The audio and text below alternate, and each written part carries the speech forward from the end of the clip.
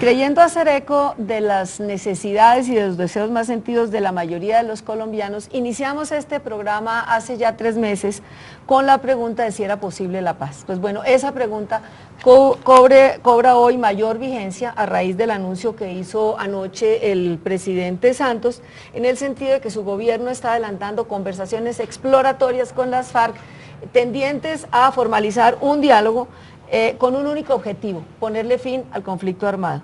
Fue muy claro el presidente al decir que si estas conversaciones se protocolizan y se formalizan, se harán bajo 3 principios rectores: ponerle fin al conflicto, no ceder en la presión militar en todo el territorio del país y aprender de los errores de antiguas negociaciones. También anunció que si el ELN quiere vincularse a este proceso, el gobierno pues tendrá los brazos abiertos.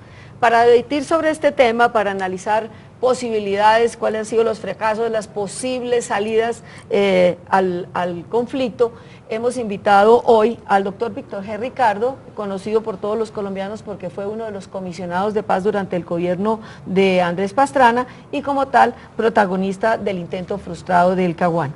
Al doctor León Valencia, exmilitante del ELN, quien se desmovilizó con la corriente de renovación socialista en 1993 durante el gobierno de César Gaviria, y hoy director de la Corporación Nuevo Arcoíris, una organización, un tanque de pensamiento, un centro de pensamiento dedicado a la investigación sobre el conflicto armado, sobre seguridad, sobre paz y a la acción social en busca de la reconciliación de los colombianos.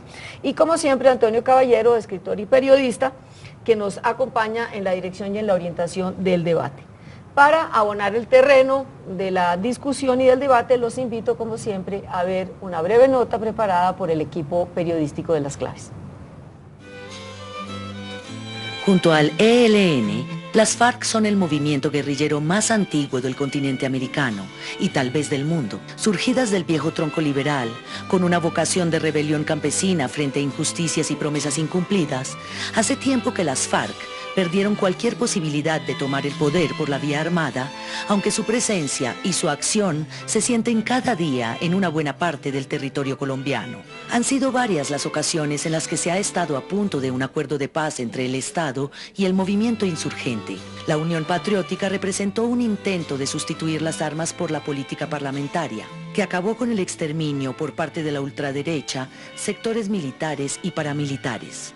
A fines de los 90, el presidente Andrés Pastrana, apoyado por amplios sectores de la sociedad civil y por organismos internacionales, intentó un prolongado proceso de negociación de paz que se conoce como el del Caguán, por el nombre de la región que se desmilitarizó para unas conversaciones que acabaron frustrándose y dando lugar a la etapa de Álvaro Uribe, llevado a la presidencia con la promesa de derrotar militarmente a la guerrilla sin conseguirlo durante sus 2 mandatos.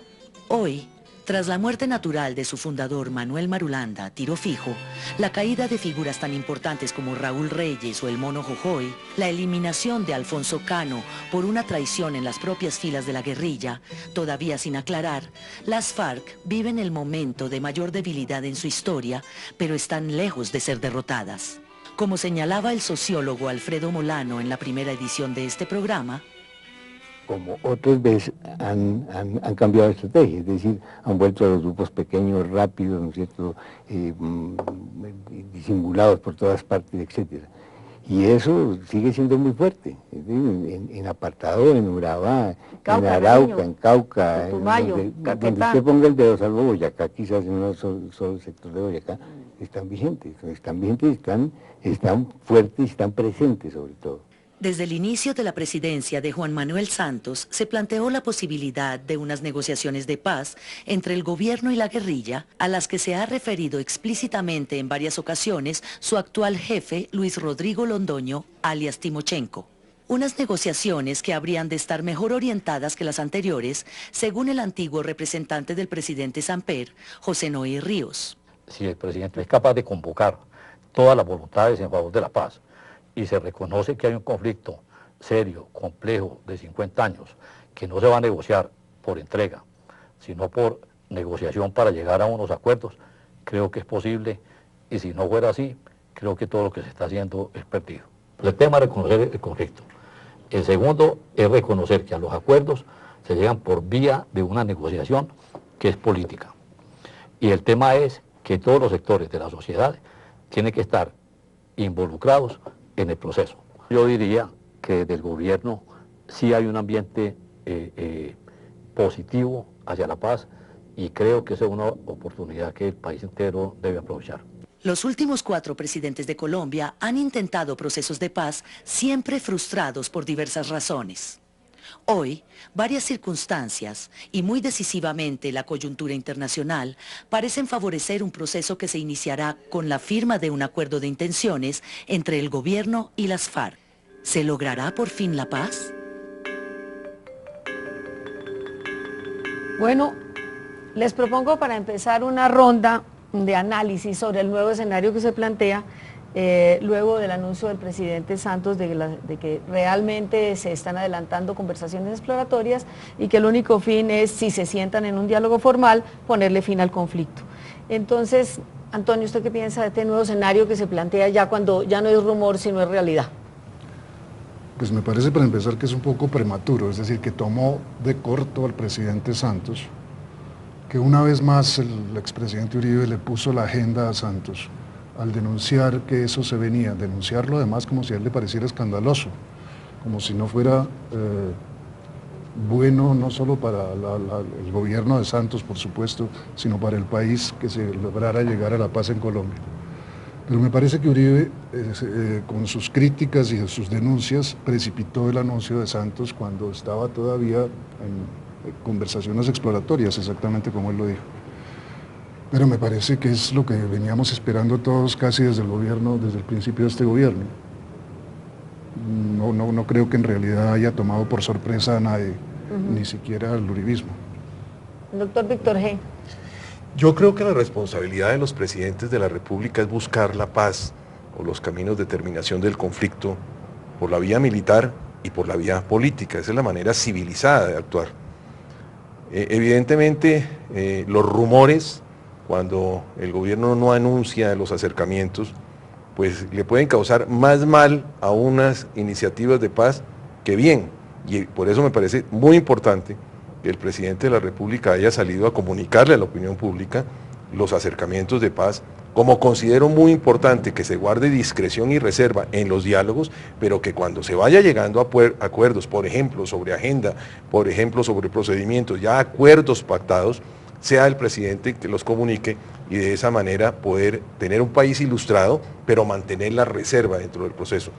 El camino de las conversaciones... Un diálogo no secreto, pero sí discreto. Sí, un diálogo discreto, y que inclusive en ese mismo diálogo con la guerrilla se establezcan los mecanismos de comunicación para que no sean chiviadas las partes. Pero es un poco lo contrario de lo que se hizo en el Caguán. Bueno, pero dejemos ahora la primera ronda y después analizamos el Caguán. Es que el Caguán es importante. En esa materia lo que se hizo en el Caguán fue a dejar abierto el espacio para que todo el mundo tuviera la perspectiva de lo que se estaba haciendo. Pero ya en términos de decisiones, firmábamos un comunicado las partes en que se le decía, y hay 16 libros donde constan los comunicados, donde se le informaba la opinión que se iba adelantando, pero indudablemente, por ejemplo, todas las etapas de discreción, todas las etapas en las cuales a mí me correspondió meterme en la selva, dormir en los campamentos, acercarme a los temas para llevarlos a la mesa de negociación, se hicieron en absoluta reserva y discreción.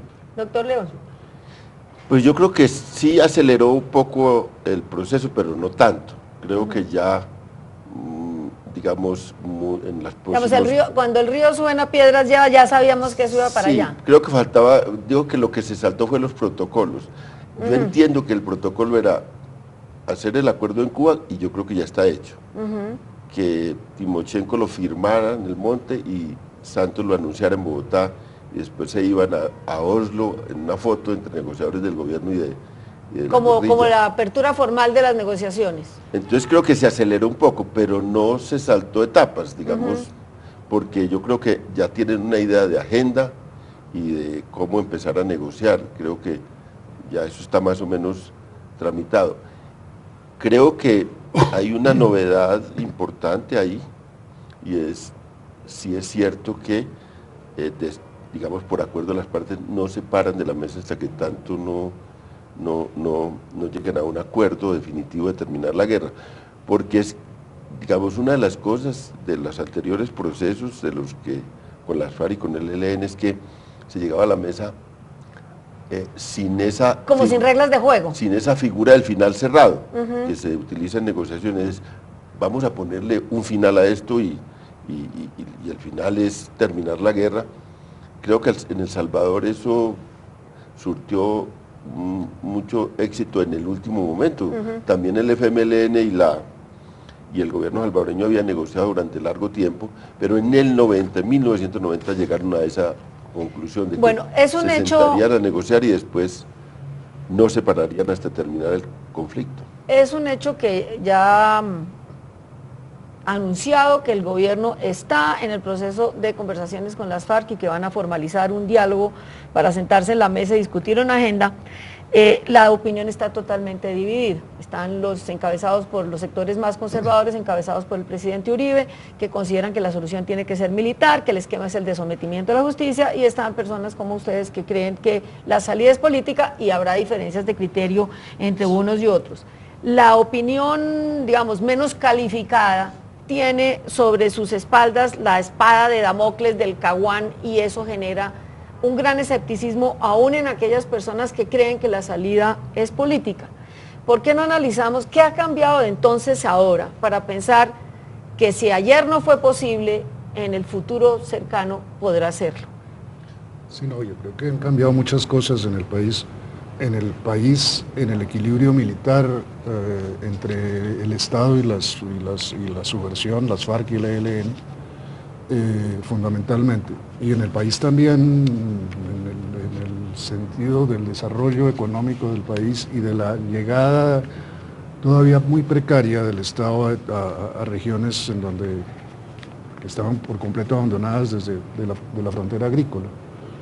Pero fundamentalmente lo que me parece que ha cambiado y que es necesario subrayar es el desequilibrio militar que hay ahora, y eso pues nos lleva al punto más delicado de las conversaciones, que es la entrega de las armas. ¿En qué momento se llega a la entrega de las armas, aunque se haya acordado que no existe la posibilidad de levantarse de la mesa?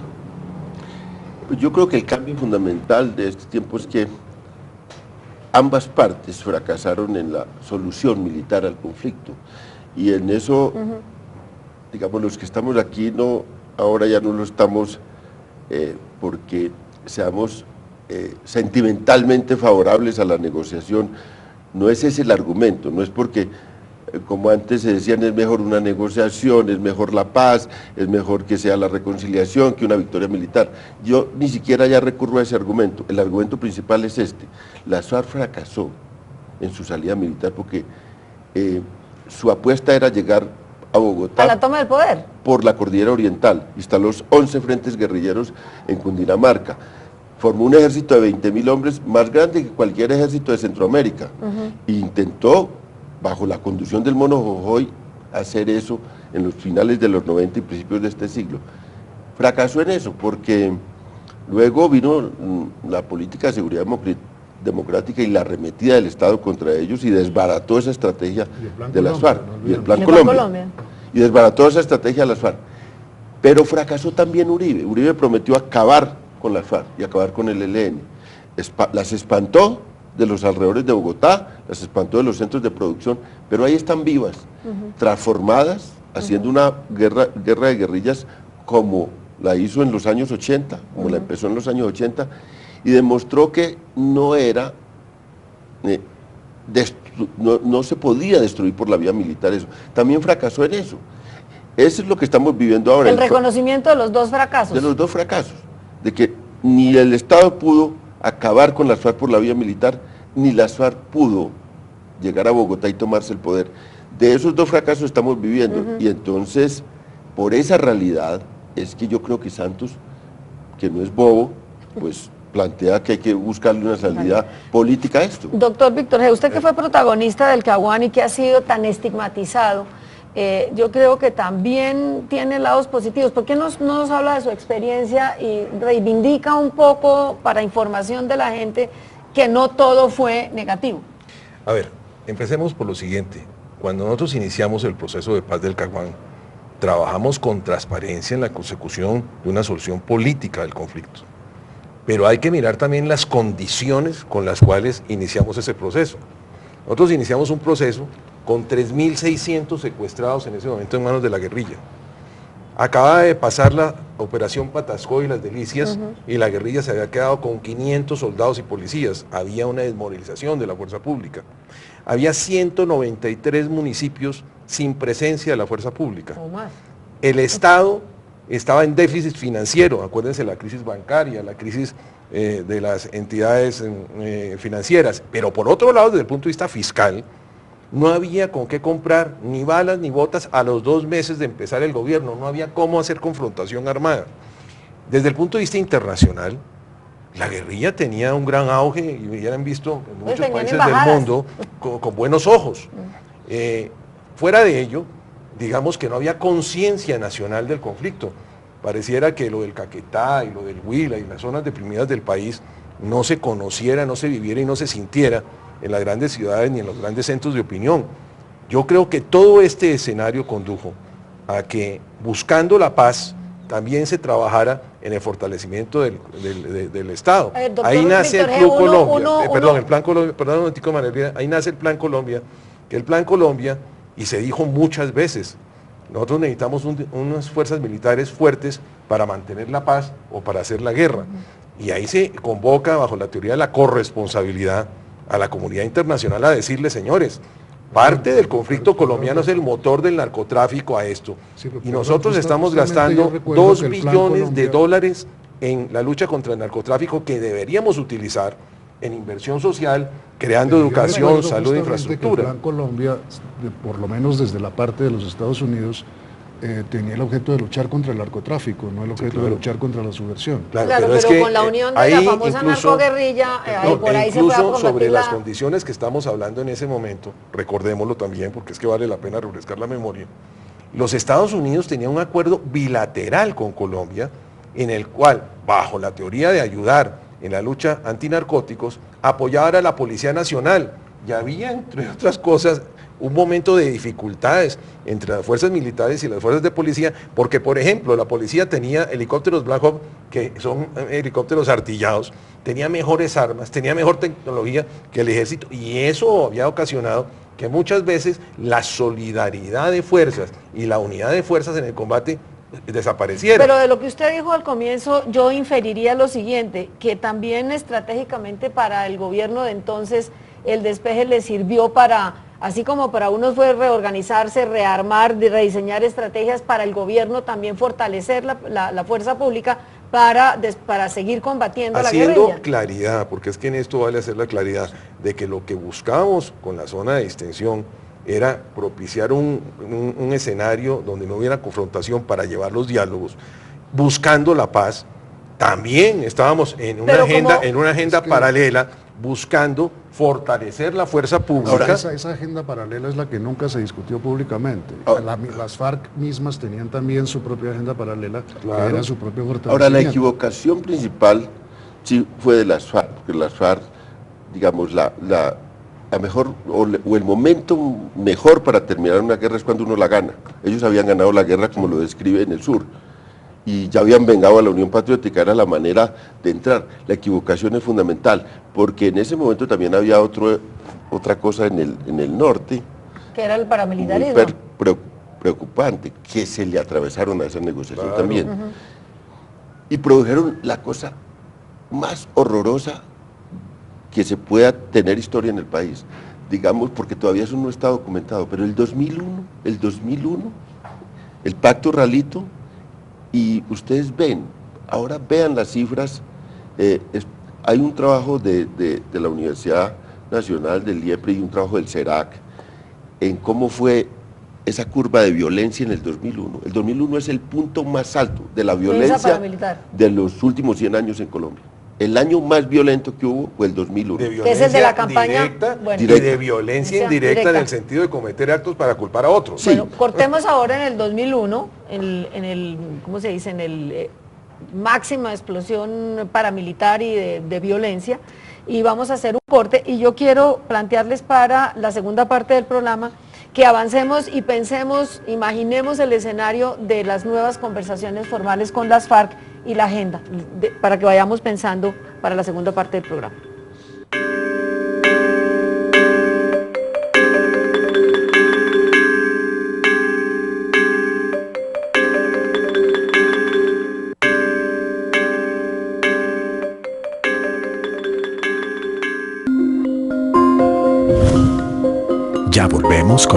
Las claves.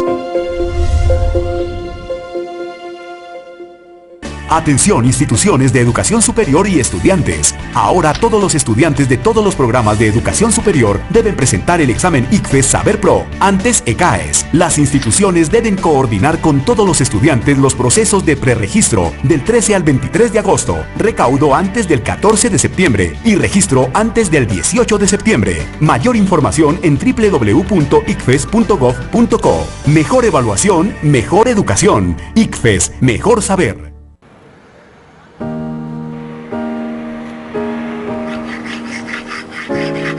Hola, buenos días. Mi nombre es Bárbara. Tengo 40 años y me dedico a la decoración y a la venta de flores. Llevo aproximadamente 20 años. Empecé muy joven. A la orden que se te ofrece. A mí me fascina Bogotá. Me levanto a las 5 de la mañana. Saco a mi sobrinito para el colegio, me aguanto otro trancón. Si yo fuera la alcaldesa, le ayudaría a las madres cabeza de familia. El día más lindo de mi vida fue cuando llegó mi sobrinito a la vida mía. Una lápida puede valer entre 150 y 1 millón de pesos. A mí me va bien porque llevo todas las cosas en orden. Sí, soy feliz. Mi sueño es llegar a ser una gran empresaria, ayudar a mucha gente que esté en un nivel más bajo que yo.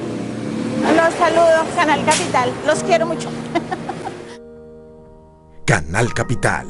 Televisión más humana.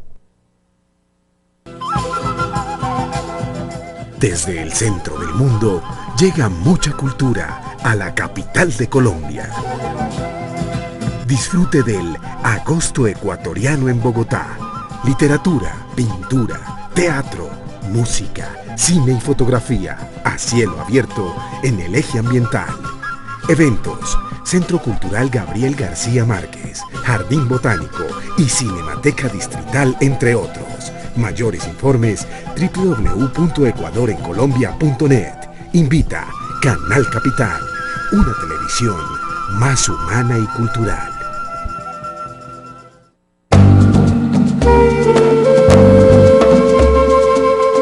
Ninguna sociedad democrática puede existir sin una prensa libre, independiente y plural. Kofi Annan. Canal Capital.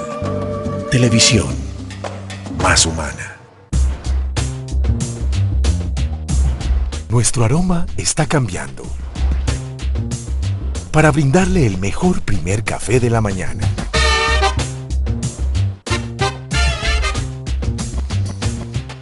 Espérelo solo aquí. Canal Capital. Televisión más humana.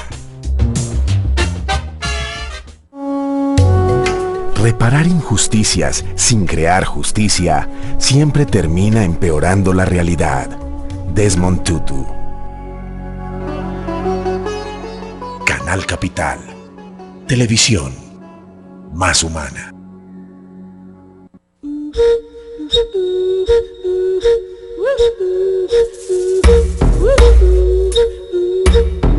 Nunca, nunca y nunca otra vez debería ocurrir que esta tierra hermosa experimente la opresión de una persona por otra.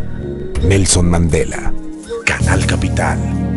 Televisión más humana. Jefe, buenas tardes. ¿No tiene saxofones para la venta? ¿Saxofón tenor no tiene? Mi nombre es Edgar Espinosa. Soy músico de profesión. Trabajé con Grupo Nietzsche, con Guayacán, con los Caribes, con los Tupamaros. Toco la percusión, piano, armonía, bajo, canto. Mi papá trompetista, mi hermano trompetista, mi mamá saxofonista. Hubiera sido un pecado no ser músico. De las tumbas quiero irme, no sé cuándo pasará.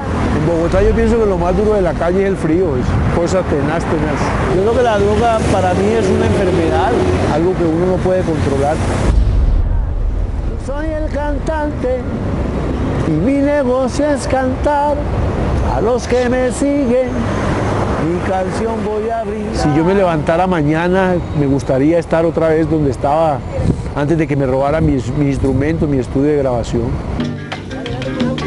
Son callejero llegó, la rumba se está formando, Toño la paila afinando, la salsa la canto yo. Ay, Roberto con su bajo. Canal Capital. Televisión más humana.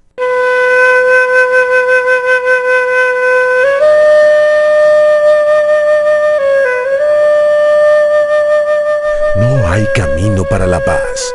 La paz es el camino. Mahatma Gandhi. Canal Capital. Televisión más humana. Cuando todo un país se compromete a mejorar la calidad de su educación, todos tenemos un mejor país. Nosotros nos comprometemos a esforzarnos, dando lo mejor para aprender cada vez más. Yo a transformar mis clases cada día, para que mis estudiantes aprendan mucho más. Yo a acompañar a mi hija mientras aprende, apoyando su proceso de formación. Yo a apoyar los nuevos talentos en mi empresa. Yo me comprometo. Una mejor educación para un mejor país. Los defensores de derechos humanos en Colombia son un patrimonio que tiene el país y que es reconocido a nivel internacional. Yo soy una defensora de derechos humanos, quizás usted es un defensor de derechos humanos. Por el derecho a defender los derechos humanos y a quienes los defienden, exigimos al gobierno su protección. Yo creo que apoyar a los defensores es realmente apoyar el futuro de Colombia.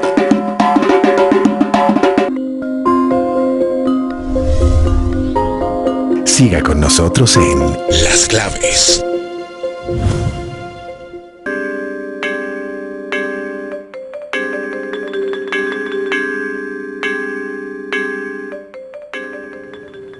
Bueno, les propongo el escenario imaginario. Ya está concretada la conversación formal, ya se sentaron en la mesa, en La Habana, en Oslo, donde se quieran que se sienten, porque parece que va a ser por fuera del país, y está los representantes de las FARC, y yo supongo que van a proponer una agenda amplia, reforma de la justicia, reforma agraria, pues toda su tradicional agenda.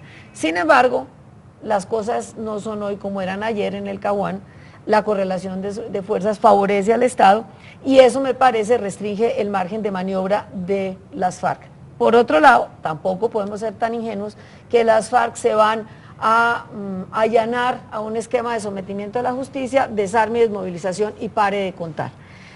Y otro tema adicional, ¿es posible sentarse en la mesa de la negociación sin que el tema del narcotráfico esté presente? A ver, yo creo que indudablemente las circunstancias de estar dialogando en esos acercamientos fuera del país permite dos caminos. A quienes son militaristas, decirles, las fuerzas militares en tiempos de paz están actuando y tienen que actuar con eficiencia y exigirle a las Fuerzas Armadas que actúen para que la seguridad ciudadana esté garantizada. Y por otro lado, en la inteligencia de las salidas, buscar una salida política.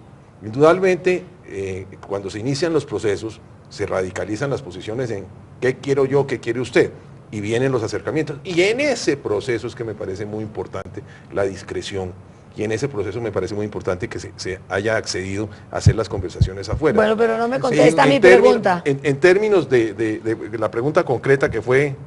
La pregunta concreta es, no podemos, digamos, el país no va a aceptar una agenda tan amplia como la del Caguán, pero las FARC no van a aceptar, nos desmovilizaron, nos desarmamos y nos sometemos a la justicia. Pero mire, es que la correlación de fuerzas siempre se refleja en las agendas. Ajá. La agenda del Caguán tenía como primer punto un gobierno de amplia participación, que era su propuesta de las FARC. Y lo que están negociando es la agenda Cano, que la agenda Cano ya no tiene ese tema, el tema del poder no está. Está el tema tierras, derechos humanos, participación política. Y etapa por su conflicto, o sea, la incorporación. Entonces lo que la agenda refleja la correlación de fuerzas ya. En ese momento, si esa es la agenda de las FARC, también es la agenda del gobierno. Sí, igual. Tierras, pero ¿quién se opone a eso? La derecha. Sí. Fundamentalmente el uribismo, encabezado por el expresidente Álvaro Uribe. Álvaro Uribe sale a denunciar, ya lo dijimos antes, no quiere sino la derrota militar. Denunciar la paz como un crimen. ¿Qué representa el uribismo? Porque no nos fue fácil encontrar aquí para este programa un connotado uribista que viniera a defender esa posición. Por eso estamos en realidad desequilibrados este programa, puesto que no hay representantes de los enemigos de la paz, los que se llamaron en una época enemigos agazapados y ahora no son agazapados, ni mucho menos.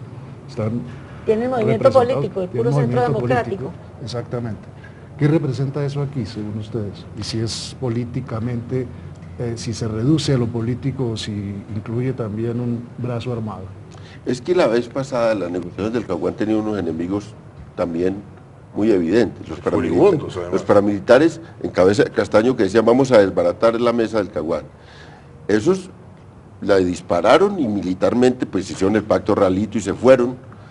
No, inclusive trataron de torpedear la iniciación de los diálogos, porque la verdadera razón de la silla vacía es que entran 3 paramilitares a asesinarme a mí para romper la posibilidad de los diálogos, y al detener a uno de ellos, porque 2 se vuelan, él declara que su estrategia es asesinar al comisionado para impedir la iniciación de los diálogos, y que si no es posible, o como consecuencia de él, siguen los diálogos, a matar a Marulanda, y Marulanda dice, yo no voy. Esa es la verdadera razón, independientemente de todos los temas y filosofías que a ese respecto. Bueno, teníamos el enemigo armado, y tenía un enemigo en campaña política, que era Uribe, diciendo que si él encontraba la mesa del Caguán, iba y el 8 de agosto entraba allá, y con eso ganó la presidencia, además.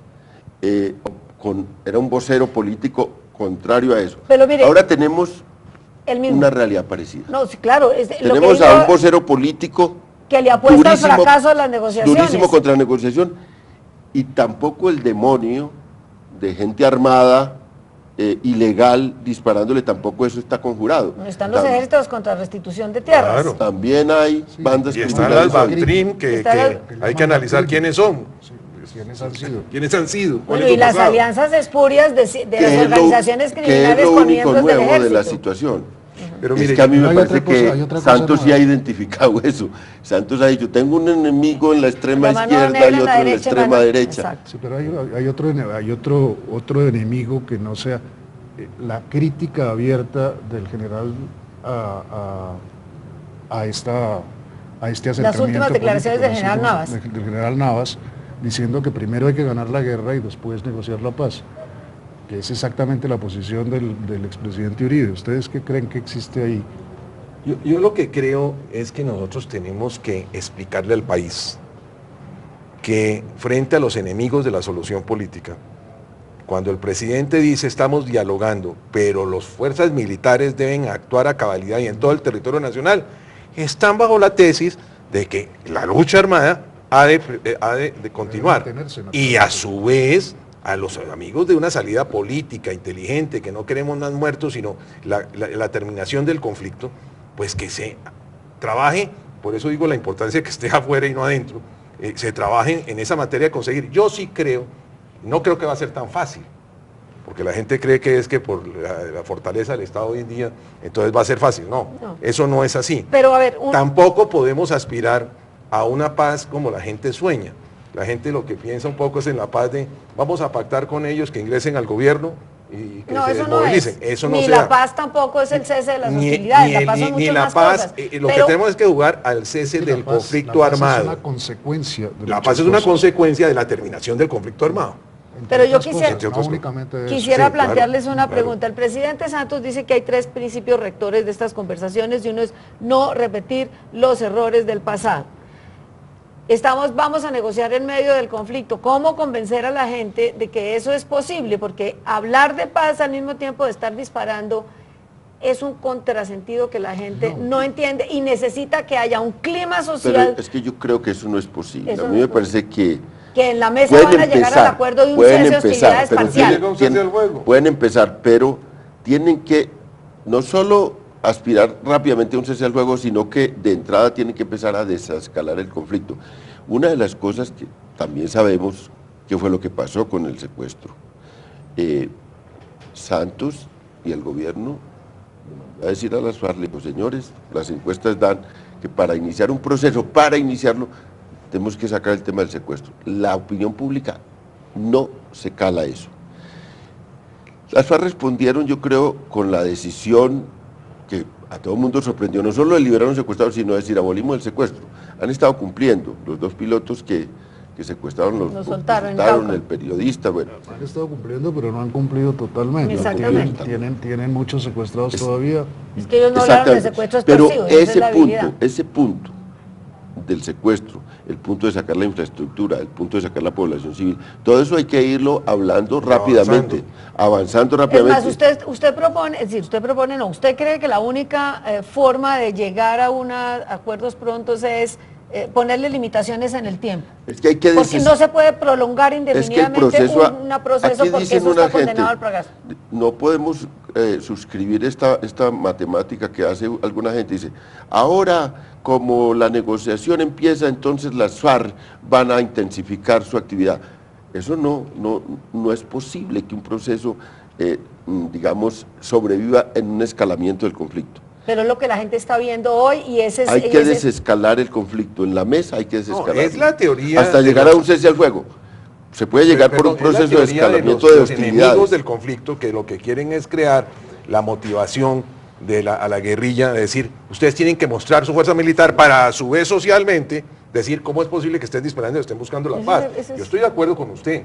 Es decir, lo primero que hay que hacer yo creo que es mirar la viabilidad de una agenda.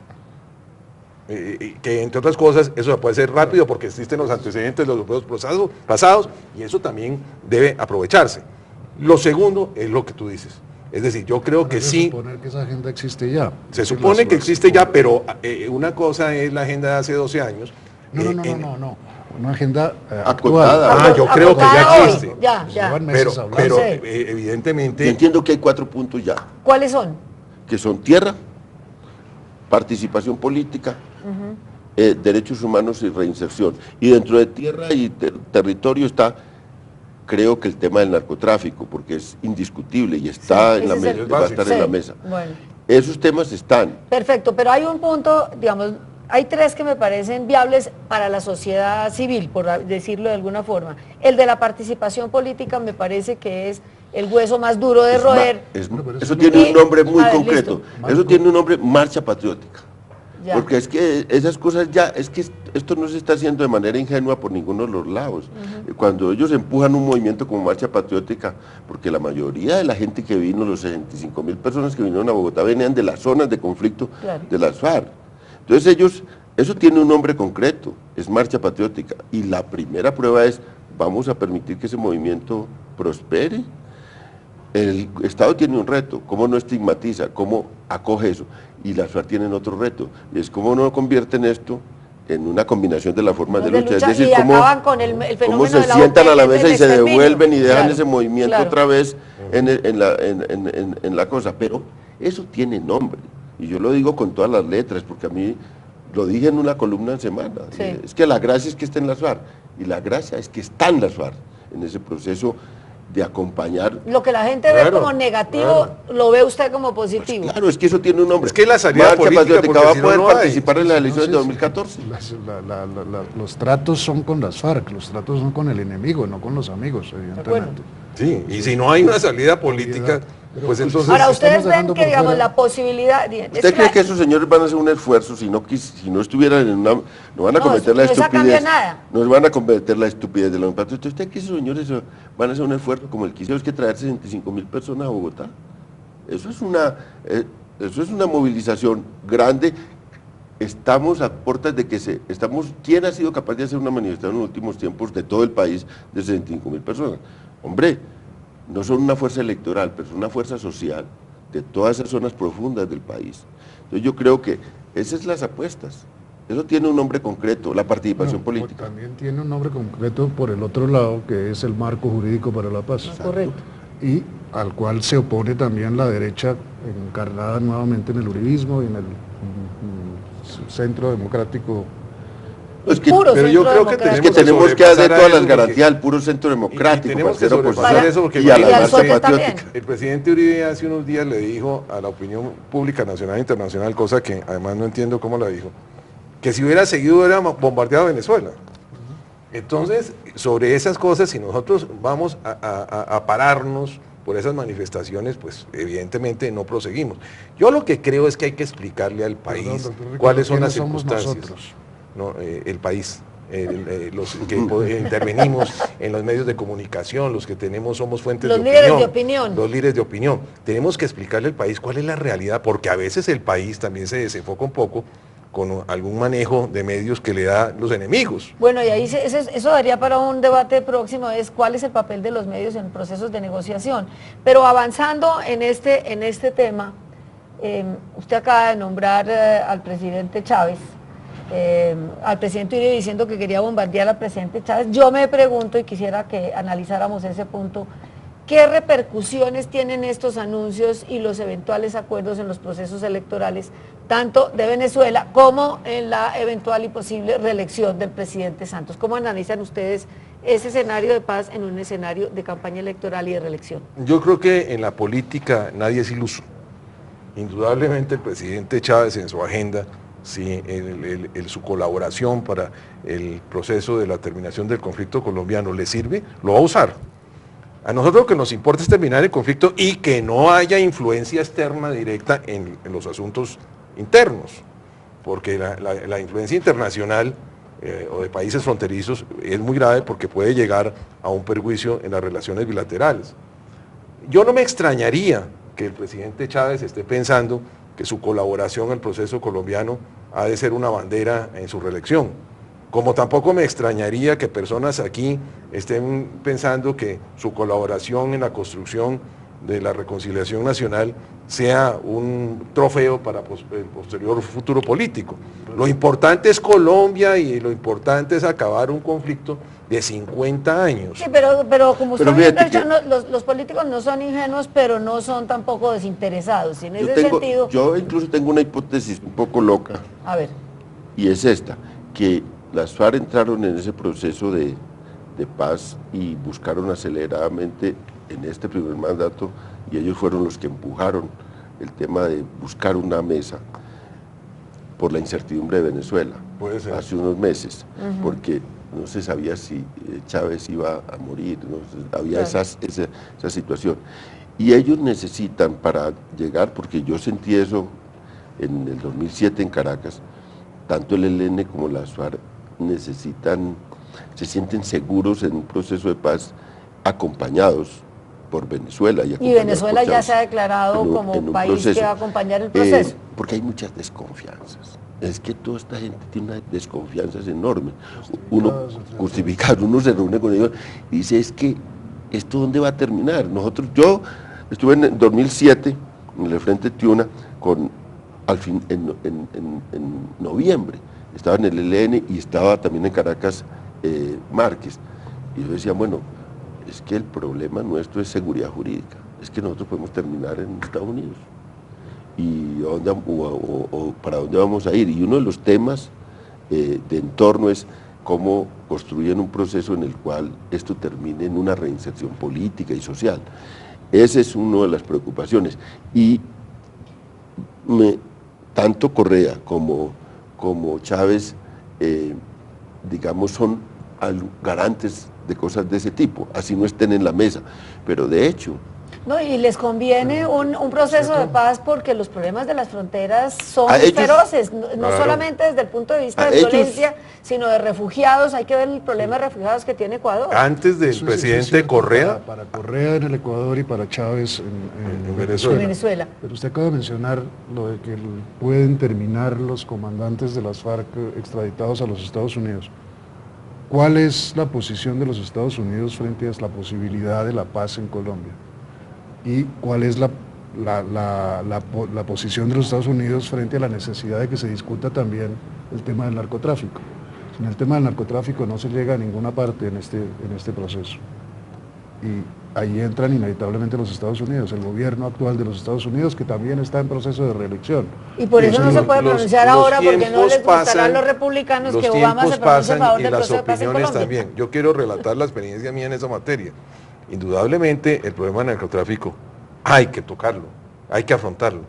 Y en virtud de eso, a los Estados Unidos en el proceso hace 12 años, Estados Unidos estaba en la agenda a tal punto que coordinamos una reunión que debía ser secreta y reservada y exigido ese secreto por los Estados Unidos en Costa Rica, donde se trasladó el señor Raúl Reyes, acompañado de otras personas, y donde se trasladó el señor Chicola, que era el director del Departamento de América, el Departamento de Estado, y donde el tema concreto era el compromiso de las FARC para sustitución de cultivos, erradicación de cultivos, el compromiso de los Estados Unidos en mirar cómo se construía una economía en esas zonas de conflicto que erradicara la economía ilegal. Y allí hubo una conclusión en la reunión, a tal punto que después tuvo unas consecuencias no muy buenas, porque alguien filtró esa noticia y resulta que eso le costó el puesto o la ratificación en el cargo a Pete Romero como subsecretario de Estado americano y al señor Chicola, que después intentaron nombrar embajador en varios países y el Congreso americano no se lo aprobó. Pero yo, en ese momento, la decisión del gobierno americano era acompañar la paz, y que si con la paz se lograba, o sea, si con la terminación del conflicto, se lograba avanzar en la lucha contra el narcotráfico, pues indudablemente ellos estaban dispuestos a colaborar y a que se buscara una solución política. Doctor León, yo entiendo que el embajador, por ejemplo, el embajador actual de Estados Unidos está totalmente informado de lo que no estamos informados nosotros. De todos, claro. Del paso a paso. Lo siento así y hay una actitud muy favorable de ellos. Ahora, el ambiente, y ojalá eso se manifieste en estas negociaciones, pues ha cambiado un poco. En ese tiempo sí hubo interés por el tema del narcotráfico, cuando era invulnerable el tema de política represiva únicamente, pues ahora se ha abierto una discusión interesante sobre el tema de las drogas. Y en ese ambiente de discusión ya no hay una cosa tan rígida respecto del tema. Pues yo creo que es parte de un ambiente favorable a eso, porque el tema del narcotráfico, si no está en una agenda, realmente la negociación es un poco inocua. Sí. Y ustedes pasamos por encima del tema del marco jurídico para la paz. La pregunta es, ese es uno de los terrenos abonados del gobierno con miras a la solución del conflicto, pero la pregunta es, ¿ese marco jurídico para la paz no entra en cortocircuito con el derecho internacional, el derecho internacional humanitario, la Corte Penal Internacional? Es decir, ¿cómo acomodar eso? Y otro tema que queda en el aire también es el del fuero militar, la justicia militar.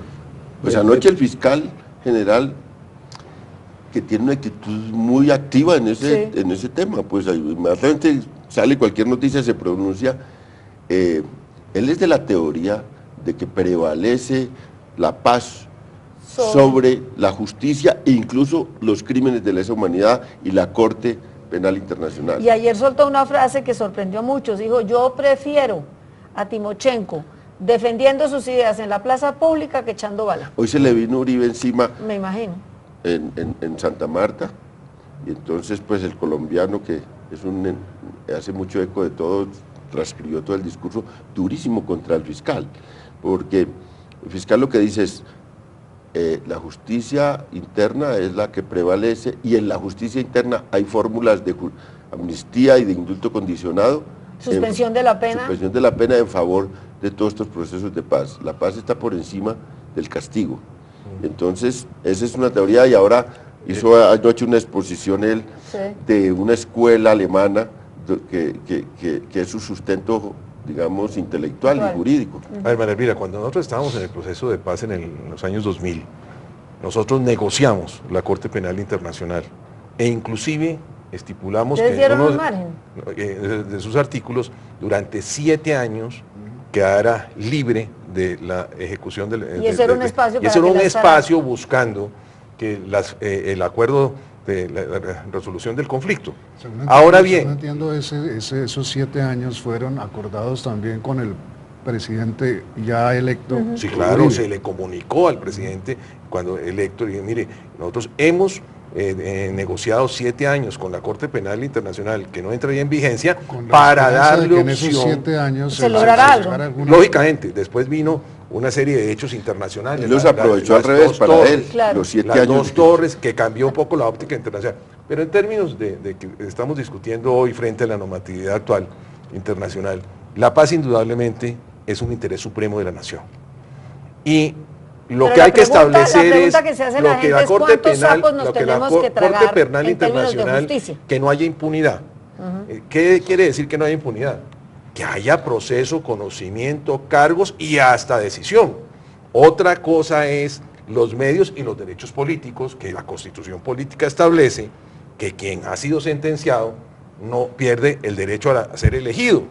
Entonces, esas son cosas que yo creo que si se llega a tener un margen de acercamiento en la resolución del conflicto, también de manera ingeniosa hay maneras de solucionarlo, pero que lógicamente, aunque deben ser temas de debate para crear insumos, yo le diría, por ejemplo, gentes que están sentenciadas, pues existen fórmulas, casa por cárcel.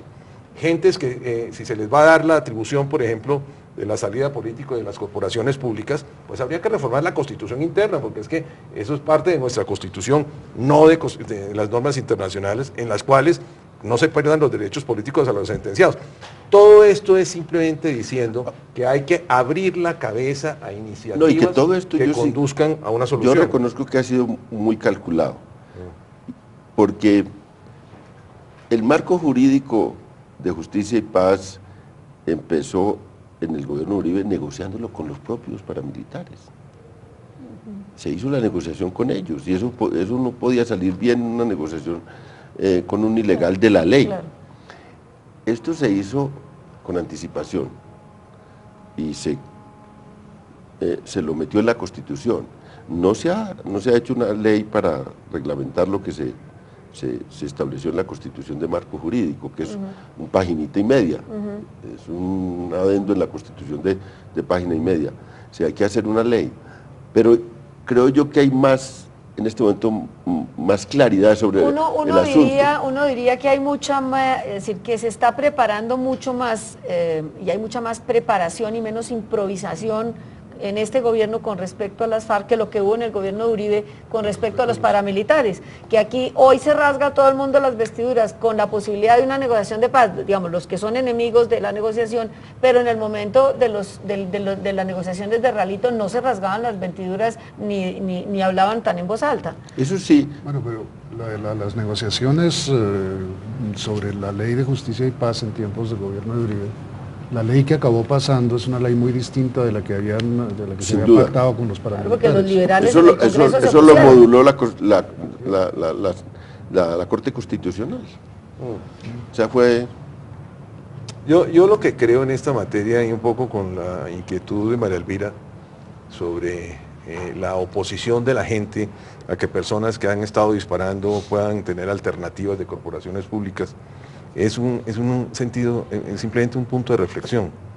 ¿Queremos resolver el conflicto o no? ¿Y qué preferimos, como dice el fiscal? Yo pensaría las gentes, que sí, debatiendo las ideas, sí, o disparando. No, yo pensaría que eso también, la opinión se flexibiliza en la medida de que vea resultados y que vea, bueno, sí, entre que disparen o que hagan plaza pública, pues que hagan plaza pública, con una cosa que realmente es, por la experiencia colombiana y por la vida que hemos tenido, es una concesión menor. Mire, pues usted puede darle la mitad del Congreso a los guerrilleros. Ya tuvo el 30% del paramilitarismo. Y después, estos vienen, porque los paramilitares eran jodidos, porque ellos metieron políticos profesionales al Congreso.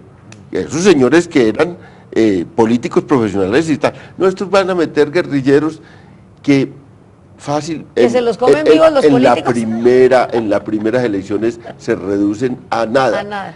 Bueno. Si el M-19, que era la gente más urbana, con más oficio político, llegó la primera vez y tuvo una gran votación, a la segunda vez ya empezaron a salir, y a la tercera vez parte de la constituyente, no hubo nada. Bueno. Nadie, y los que quedan realmente, los dos políticos que quedan del M-19, de todo ese movimiento son Gustavo Petro y Antonio Navarro, bueno, no más. Entonces, se nos acaba el programa, habrá muchos más para discutir este tema que apenas está en la largada inicial.